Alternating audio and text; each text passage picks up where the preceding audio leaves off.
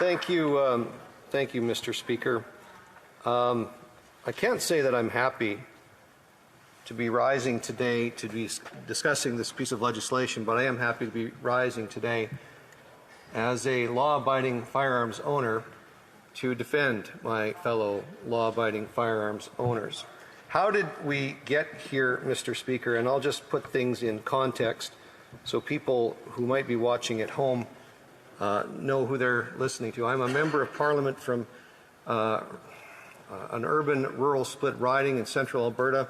Half my constituents live in the third largest city in Alberta, Red Deer, and the other half of my constituents live either on a First Nations reserve or in a rural setting in either the county of Red Deer, county of Lacombe, county of Ponoka, or in a small town, city, or village therein. We are, I would consider the people that I represent to be honest, hardworking, law-abiding folk that just want their tax dollars spent wisely, and they want the freedom to pursue whatever it is in life that they want to pursue, and many of them pursue various things that involve firearms, including hunting.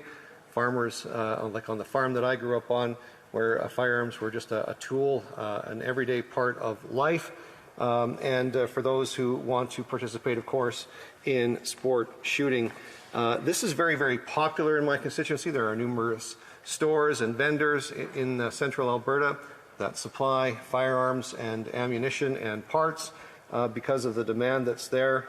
And I can tell you, Mr. Speaker, we do not have the problems that my colleague who just spoke talked about in her large urban centre, because we respect the law. We put in place policies at both the provincial level, and when we are in the governing party, we put laws in place that actually crack down on criminals. That is where the actual issue lies. I can assure Canadians who might be watching at home that the firearms that I own are doing nothing right now. They don't do anything until someone picks them up. And the issue at hand is violent crime and who is having access to firearms. And there are numerous provisions in this bill, Bill C-21, that do not actually address or penalize or are in any way going to affect that outcome of dealing with the wrong people getting a hold of firearms. So how did we get here? Over the course of the decades that have preceded, Canada has been a country that has been a rugged place to settle, a rugged place still for some who live in rural areas or adjacent to wild areas, who are farming, who are doing forestry, who are doing something as seemingly innocuous as keeping beehives. I should note that anybody at home watches or grew up with cartoon books.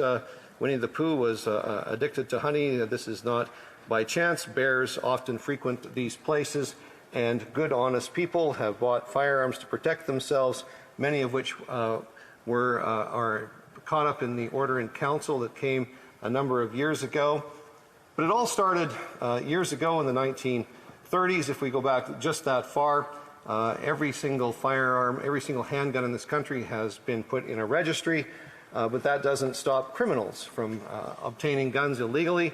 But again, the government of the day, whenever it's a government that's liberal or liberal-leaning, we seem to want to blame the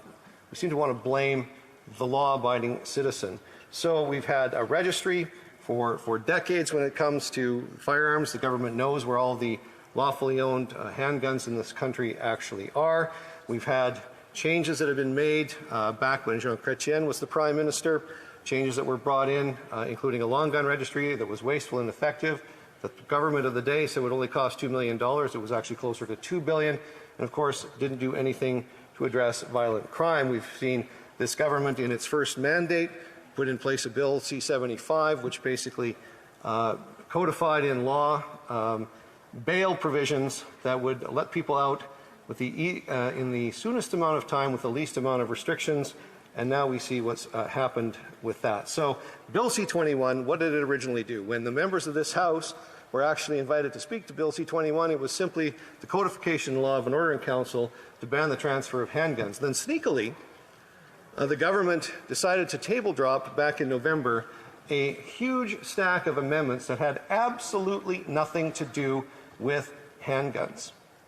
They were all about long guns, and of course the government bit off far more than it could chew. It managed to alienate almost all of its voting base when it comes to Indigenous Canadians who were offended by the fact that the firearms that are used by Indigenous people were largely going to be caught up in Amendment G46, taking away their ability to use that firearm. It also there was an evergreen clause that they called it in G4, I'm sorry to report, Mr. Speaker, that it's just a new evergreen clause that they put in place. It virtually does the same thing with a small minor exception, but I'll explain in a few minutes when we get back to that what the problem actually is with the government's notions going forward on their new evergreen clause. But, and we all remember, Mr. Speaker, this government's, it was pretty obvious what had happened because we heard the recordings in the Mass Casualty Commission, a government that actually interfered. They took this mass casualty event in Nova Scotia, and they actually interfered in the investigation by demanding that the officers who were investigating that at the time turn over information to advance a political agenda in the government of the day. So we know that it's not about evidence. It's not evidence-based policy making. It's policy-based evidence making and evidence finding, even if it interferes with a police investigation. And that's why there is very little trust as a law-abiding firearms owner in what the intentions of a Liberal government supported by the NDP is doing. What is the problem, Mr. Speaker? The problem is violent crime.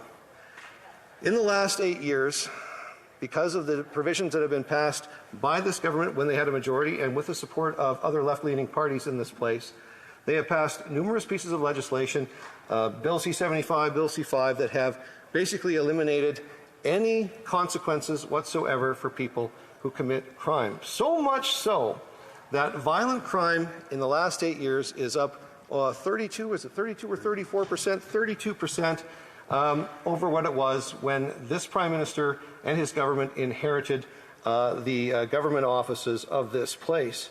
But more astonishingly, Mr. Speaker, is this number. 94% increase in gang-related homicides. 94. You would think that an almost doubling of the amount of homicides by gang members would actually trigger a response from the government to crack down on organized crime, but they actually have done the opposite. The passages and clauses in the criminal code that would deal with people who are repeat violent offenders have largely been removed.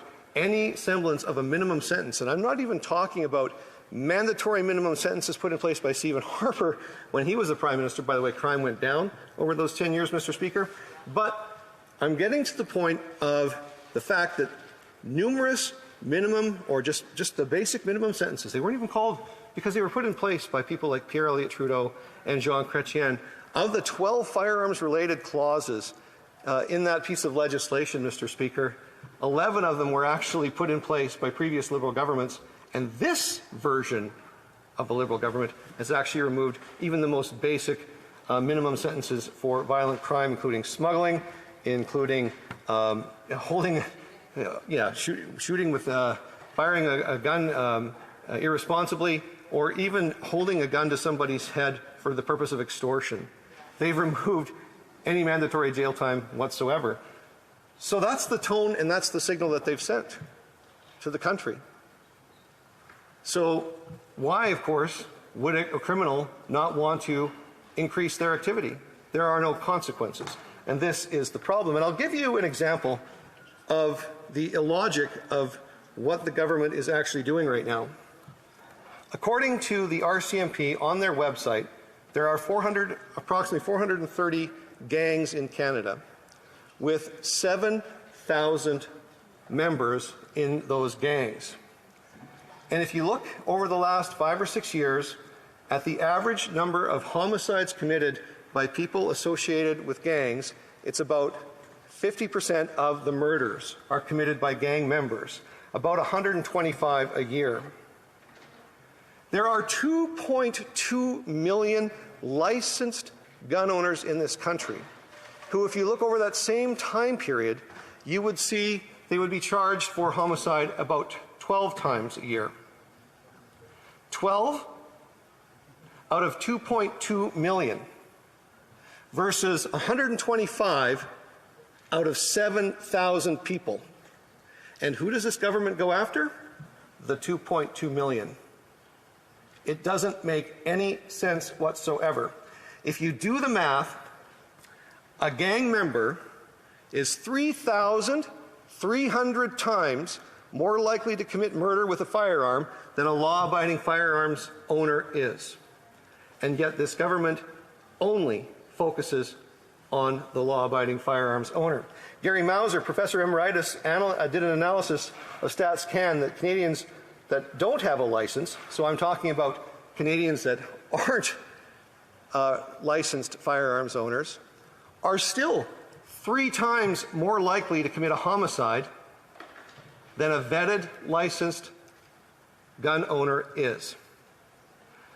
So to the people who are watching at home, the safest people in Canada for you to be with are legally vetted, law-abiding firearms owners who at any time can have their firearms taken away with any complaint lodged against them, which means that every firearm owner meticulously follows the laws of storage, follows the laws of transportation, follows the laws when it comes to safe discharge. As a matter of fact, we jokingly quip sometimes that gun control means making sure your muzzle is always pointed downrange. That's what gun control is to a law-abiding gun owner. We follow all of the rules because we don't want to risk losing our privileges. Because here's the fact, Mr. Speaker. Every firearm in Canada is illegal unless it's in the possession of somebody with a license who is authorized to have that firearm. And we have to go through a renewal process every 5 years where our entire history, our mental health history, our medical history, anything that might have happened before the courts is reviewed in detail. And we wait months to get that license renewed. Sometimes it's not renewed on time, which puts us in a situation as law-abiding firearms owners where we're now in possession of our firearms, where we were legal one day, and because of the incompetence of the government to be able to process an application on time, we are now illegally in possession, technically according to the law, illegally in possession of firearms. We actually had a clause back when Stephen Harper was the Prime Minister, Mr. Speaker, where we actually gave a 6-month grace period to people. And I am very frustrated, Mr. Speaker, and I'll get to that in a minute. Very, very frustrated with the removal of that grace period. But from committee, Dr. Kaylin Langman from McMaster basically laid it out for everybody to see. The foregoing research papers are peer-reviewed and conclude that Canadian legislation to regulate and control firearm possession and acquisition does not have a corresponding effect on homicide and suicide rates.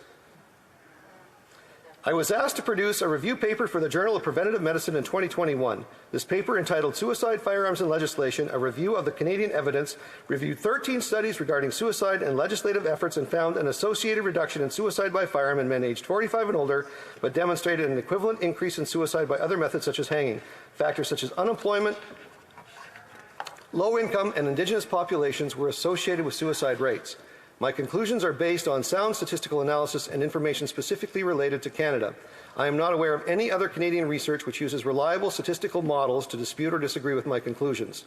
Bans of military-appearing firearms, semi-automatic rifles and handguns, short-barrel handguns, and Saturday night specials in the 1990s has resulted in no associated reduction in homicide rates. To summarize the results, no statistically significant beneficial associations were found between firearms legislation and homicide by firearm, as well as spousal homicide by firearms and the criminal charge of discharge of a firearm with intent. Other studies have demonstrated agreement with my studies that laws targeting restricted firearms, such as handguns and certain semi-automatic and full automatic firearms in Canada, also had no associated effect with homicide rates. Canadian studies by Leaners and Lester, Mauser and Holmes, and McPhader and Mauser in 2013 are all in general agreement with this study, Mr. Speaker. The issue is violent crime. That is about controlling violent criminals and controlling those people. You can control inanimate objects all you want, but it will not change anything. So who isn't the problem, Mr. Speaker? It's not hunters. Over 8 million people in this country hunt and fish, contributing $19 billion annually to the GDP. And the Order in Council has already banned rifles used for hunting, some that even conservation officers use. I was a conservation officer, Mr. Speaker. I was a national park warden, and I was issued firearms for my duties. I was a park ranger in the province of Alberta. I was issued firearms for those duties as well, including when I was the ranger in charge of a park. Every person I dealt with as a conservation officer was at least a camper that had an axe, a fisherman that had a knife, or a hunter that either had a rifle or a bow and arrow.